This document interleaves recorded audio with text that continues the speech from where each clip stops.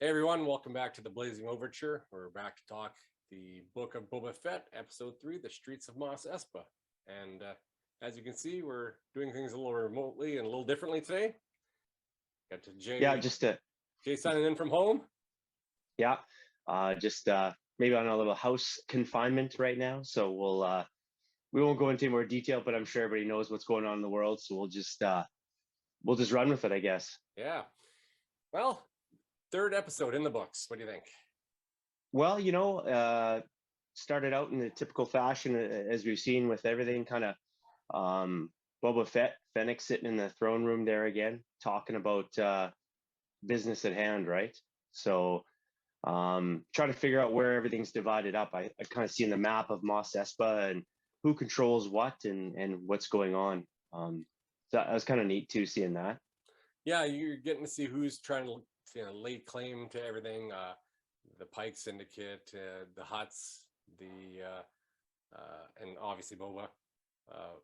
But it just feels like there's something missing still. Like somebody else is at play here still. Yeah, and I think there's a bigger picture behind it, like somebody stronger. We've got the mayor. We know he's involved somehow, as much as he's pleading like he isn't involved.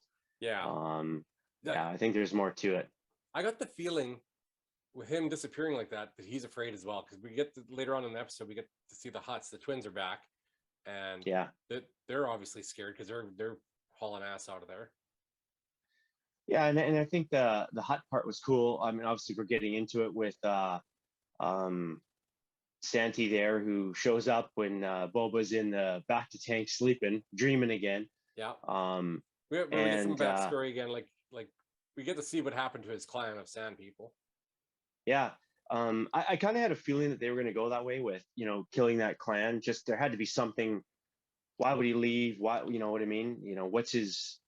What prompted him to get out of that scenario, right? So this would make sense that his clan being, destroyed, right? Yeah. Yeah. Um, I honestly, well, I should have seen it coming. I didn't see it coming. Uh, but that is one way of kind of getting around it. Like, why did he leave his clan, like you said? Because later on, in the Mandalorian, when he's looking for, I'm assuming he's looking for his armor. So yeah, he was looking for his armor for a reason, because I think he has some payback to give. well, and that's exactly it. Like, I was always thinking, what would be the reason he would leave something like that? Because did he have anything to go back for? What was, was it his new life, right? Found a new mission, I guess, right? Because as a bounty hunter, that's what you're from mission to mission to mission, and that was his mission at the time. So now he's got a new one, and well, obviously we're going to get a little bit more of the backstory, but of course he gets woken up deep in dream, and old Santi's there to pull him out of the back to tank and start beating him up. Yeah, can you imagine waking up to that? Oh, just a big Wookiee throwing you around. I like that scene. I mean, that was pretty cool to see him in that Yeah, powerful kind of. you get everybody coming in to help Boba. Like Shattuck was there, the Gamorrean guards were there, the new guys that he hired were there, and they had trouble trying to bring this guy down. Yeah, and I think that's what's good about it. You can kind of start to see maybe he's getting a gang, right, a crew together, and as he starts doing a few more deeds, maybe he'll have more loyalty from other people, right? Yeah, I think that's what he's trying to build up. Respect. He's really, like you said, he's doing it by respect, which is, I guess, a different way of doing it than what's been done in the past. Obviously, in these series, like you get the Hutts and things like that, ruling by power and fear, and but yeah, he's trying to kind of be respectful, but you kind of get the feeling that's not going to work. Like, well, to a degree, where he might have be able to get his, like you said, his gang or whatever built up that way, but Yeah, he has a war on his hands coming. Like there's no doubt, no matter what, if it's just even the Pikes, there's something coming. yeah, no, that's exactly it, and I think with the Pikes being part of it, I still wonder if they're really the whole picture. Like if that is just a small, faction that's there, and I think there's going to be someone bigger. Like you and I talked before about Crimson Dawn, right? Yes, So I have no doubt that the Pike Syndicate are just a small fraction of what's to come. I yeah, don't think they're and I major think players. no, and I think you're probably right. I think there has to be more to it Okay, because to me the Pike why Syndicate would the doesn't Hutts scare me. pull out like that? Because they're afraid. Yeah, yeah, that's a good point. And you're right. Why would the Huts pull? I mean, it's not like they're strong overlords or crime lords that they can take care of business on their own, right? Yeah. Um, they can assign bounty hunters. They can send death hits out on you. You think of Jabba putting the hit out on Han Solo right before, and everybody was after him, right? So for how many years? So I think that you're right. The Huts being pulling out, being a little scared. There's got to be somebody bigger. Yeah, I'm thinking it's got to be, and even if it's not Crimson Dawn, it's something big along those lines. It's something that the Huts fear and they want no part of. So there's something, Oh I think yeah. there's something much bigger at play coming. I mean, is the thoughts maybe that this timeline where at Book of Boba Fett is that remnants of the Empire still there?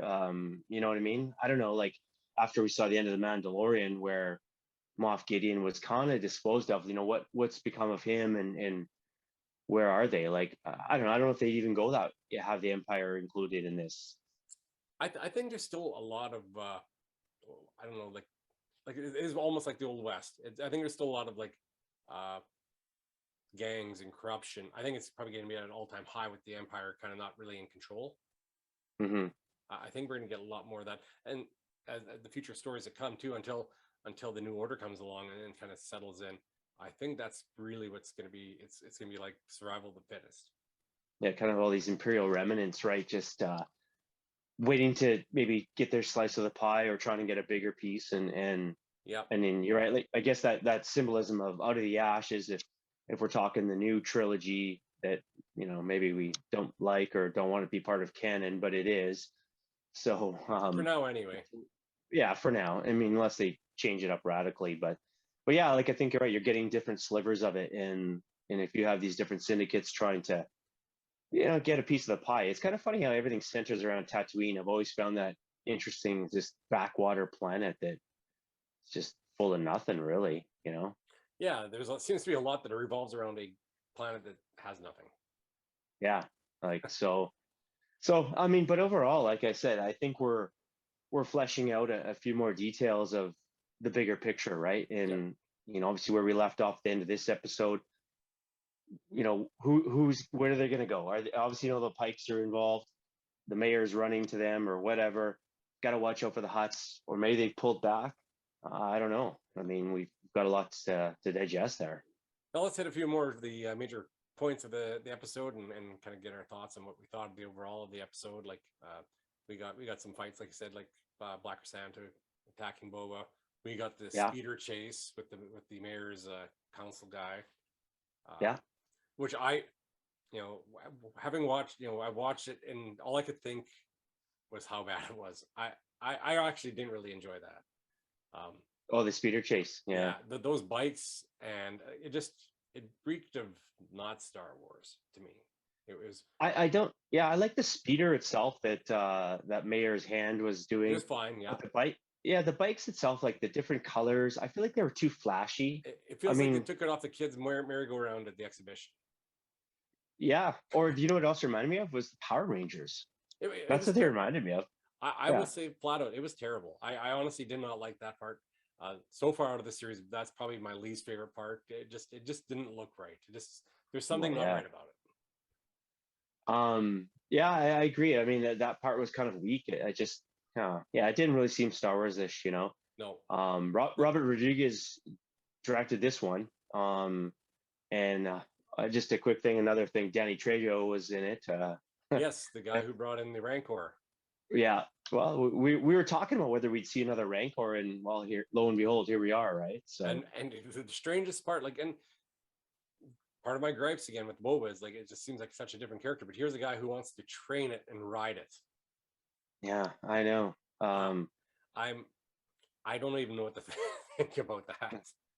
Well, do you remember that the old Boba Fett cartoon when that first came out? From the Star And Wars Christmas special. yeah, he was riding that beast or whatever the heck it was, Sure right? enough, What but was that? it's different when it's a cartoon and in the 70s. And that was very much meant for kids and family, right? So Well, yeah. uh, I mean, maybe he's found a new lot in life, riding banthas, and I don't know. I mean, it's if he just has, he should retire because it's just not Boba Fett. But that's just my personal feeling. I'm not digging a lot of the stuff they're doing with it so far.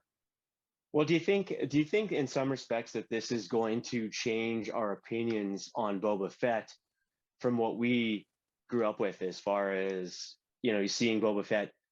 Who is he? He's a ruthless assassin, I, bounty I'm hunter.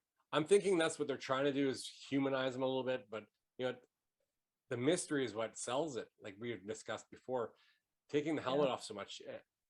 When you have that helmet on, the mystique is there. The You can't see the emotion. It keeps you guessing, and that's what you want from a character who's like the most notorious bounty hunter.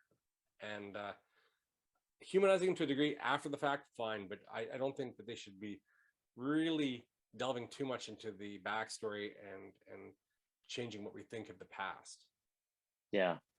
because No, that changes your perspective on the whole series for sure, right? So I don't care for that part of it.